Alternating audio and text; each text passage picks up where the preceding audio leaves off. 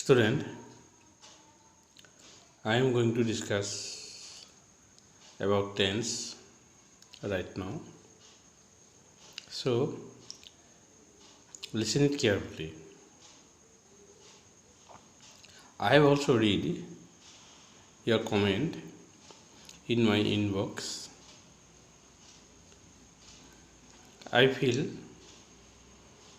very proud for your comment. So, I again want to do something for you.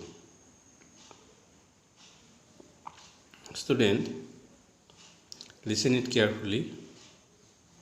I use both Assamese and English in my lessons.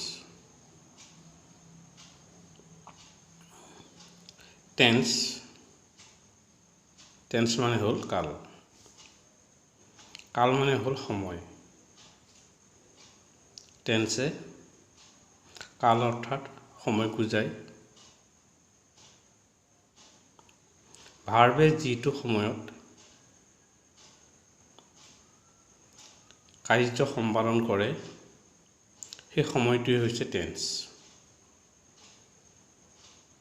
Tense আমাৰ প্ৰধানকৈ তিনিবিধ: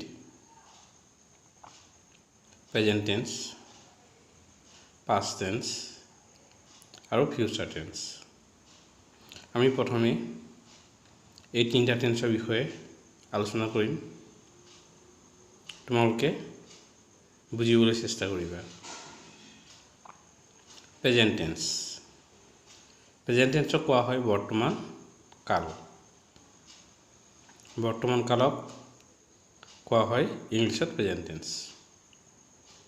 গতিকে present টেন্সৰ বিষয়ে আমি এইদৰে ক'ব পাৰোঁ যে কোনো কাম বা ঘটনা বৰ্তমান সময়ত কৰা বা হোৱা বুজালে তাৰ ভাৰ্বটো প্ৰেজেন্ট টেন্সত হয়।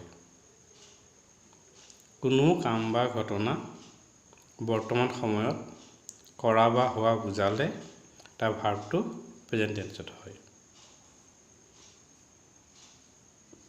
Example: I do the work. মই কামটো কৰোঁ। I do the work. মই কামটো কৰোঁ। কেতিয়া কৰোঁ? এতিয়া কৰোঁ, অৰ্থাৎ বৰ্তমান সময়ত কৰোঁ। গতিকে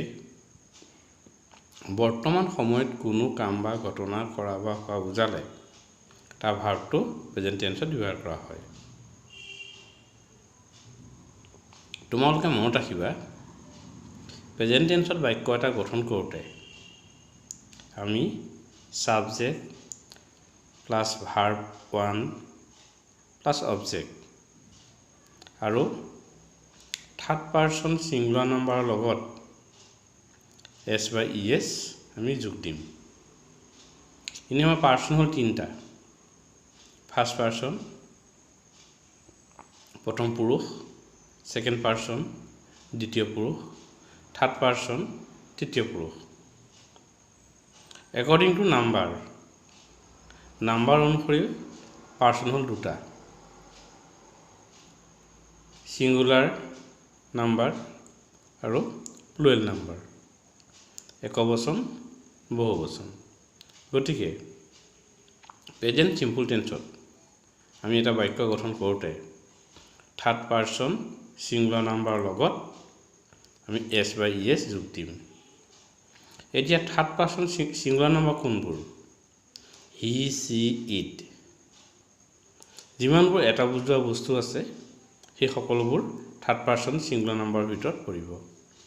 গতিকে এই থাৰ্ড পাৰ্চন ছিংগুলাৰ নাম্বাৰসমূহ তোমালোকে যদি চেণ্টেন্সত পোৱা তেতিয়া এছ বা ই এছ যোগ দিবা, নেপাহৰিবা। যদি এই এছ বা ই এছ যোগ নিদিয়া তেনেহ'লে চেণ্টেন্সটো ভুল হ'ব। এতিয়া আমি প্লে ভাৰ্বটো কনজুগেশ্যন কৰোঁ একৰ্ডিং টু পাৰ্চন। আমি ফাৰ্ষ্ট পাৰ্চনত কি হ'ব? I play, we play. Second পাৰ্চনত হ'ব you play, you play. Third পাৰ্চনত হ'ব he she it Ram plays আৰু দে প্লে। গতিকে মনত ৰাখিবা মই বজাৰলৈ যাওঁ আই গো টু মাৰ্কেট, আমি বজাৰলৈ যাওঁ উই গো টু মাৰ্কেট, তুমি বজাৰলৈ যোৱা ইউ গো টু মাৰ্কেট, সি বজাৰলৈ যায় হি গোজ টু মাৰ্কেট, সিহঁত বজাৰলৈ যায় দে গো টু মাৰ্কেট। এইদৰে আমি বাক্যসমূহ প্ৰকাশ কৰিব লাগিব। এইখিনি হ'ল প্ৰেজেণ্ট চিম্পল টেন্সৰ বিষয়ে।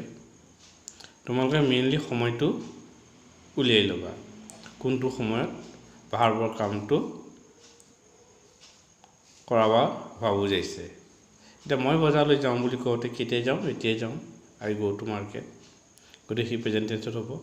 আৰু তোমালোকে বাক্যটো ভাৰ্বৰ ফাৰ্ষ্ট ফৰ্ম ব্যৱহাৰ কৰি গঠন কৰিবা। এতিয়া আমি পাষ্ট টেন্সলৈ আহোঁ। পাষ্ট টেন্স মানে অতীতকাল।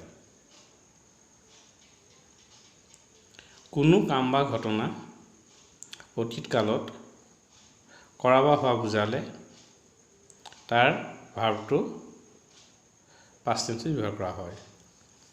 কোনো কাম বা ঘটনা অতীতত কৰা বা হোৱা বুজালে তাৰ ভাৰ্বটো পাষ্ট টেন্সত ব্যৱহাৰ কৰা হয়।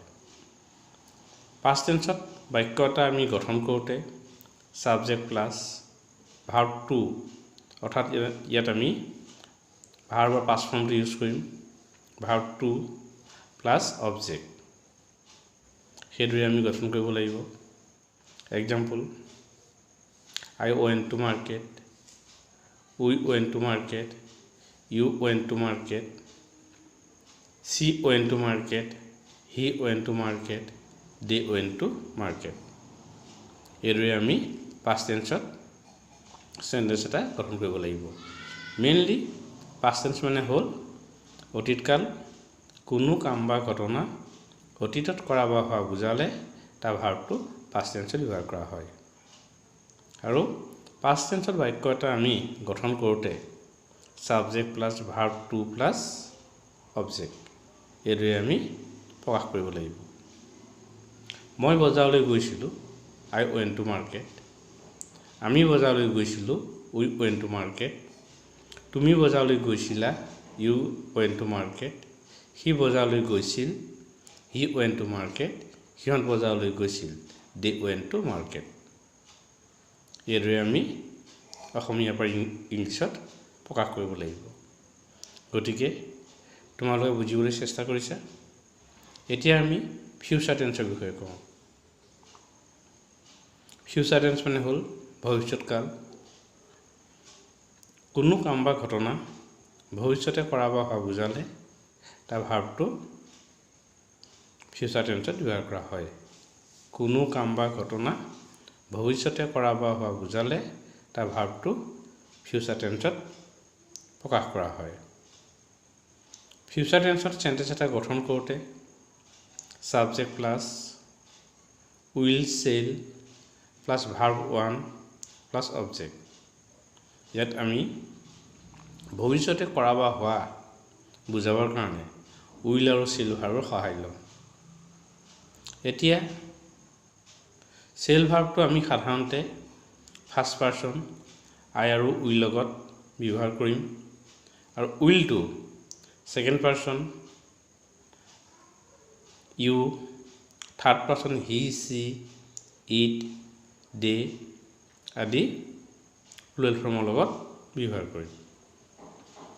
তোমালোকে মনত ৰাখিবা, কিন্তু যদি ছাবজেক্টে বেছি জোৰ দি কোনো অৰ্থ প্ৰকাশ কৰে, যেনে মই ঘৰলৈ যামেই, মই ঘৰলৈ যামেই বুলি ক'লে ইয়াত ফ'ৰ্চ অৰ্থাৎ জোৰ দিয়া বুজাইছে, তেতিয়া কি হ'ব, আই উইল গো টু হোম।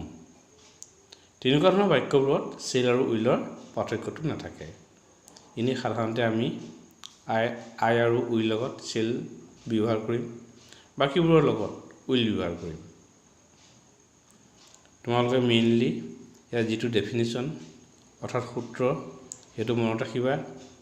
কোনো কাম বা ঘটনা ভৱিষ্যতে কৰা বা হোৱা বুজালে তাৰ ভাৰ্বটো ফিউচাৰ চিম্পল টেন্সত ব্যৱহাৰ হ'ব ফিউচাৰ চিম্পল টেন্সত সেন্টেন্স এটা গঠন কৰোঁতে subject plus will oblique shall plus verb 1 plus object ব্যৱহাৰ কৰিম এটা সেন্টেন্স গঠনলৈ মন কৰিবা I shall do we shall do you will do he she it Ram will do and they will do গতি এইদৰে আমি বাক্যবোৰ প্ৰকাশ কৰিম মই বজাৰলৈ যাম I shall go to market আমি বজাৰলৈ যাম we shall go to market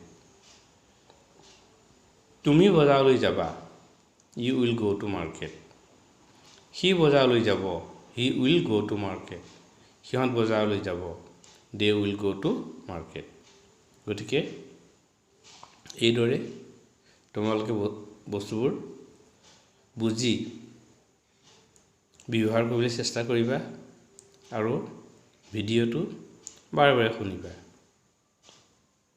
ধন্যবাদ